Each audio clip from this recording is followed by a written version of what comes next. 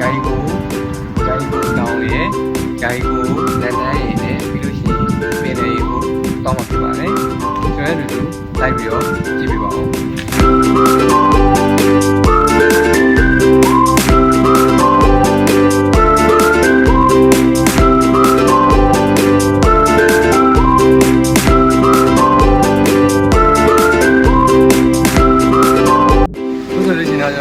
တောင်ကြီးကိုရောက်လာပြီနော်တောင်ကြီးမှာဆိုတော့နန်းနန်းရှိတယ်နန်းဖျားเจ้าရှိတယ်ပေါ့ဖျားเจ้าကိုတို့အခုတောင်းမှာဖြစ်ပါတယ် let's go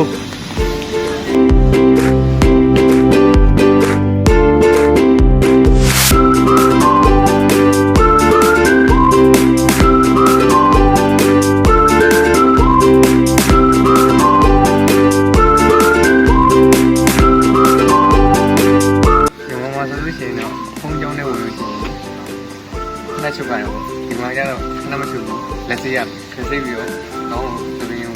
အဲ့ဒီနဲ့တော့တော့ပဲ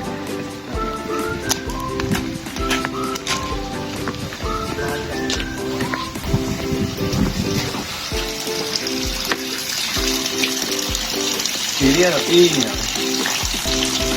အမောတော့အေးတယ်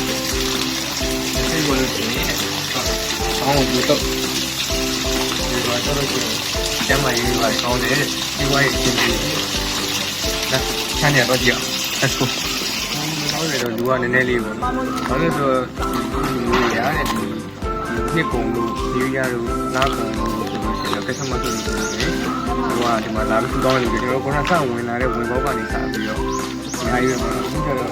လူတွေကတော်တော်လဲတော့အဲဒါကလဲတယ်ဒီမှာသူလူကတော့နှစ်လားကုံကလားလဲမှုလို့တူနေတာပေါ့နော်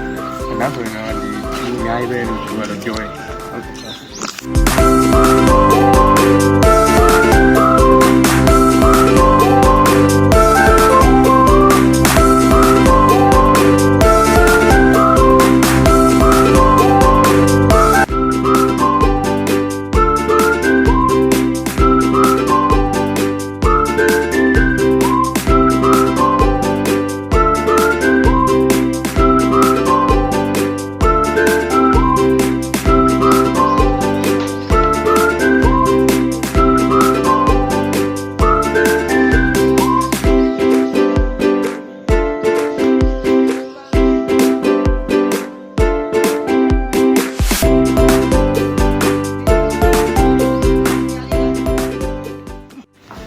ကဲ့ကျွန်တော်ဒီ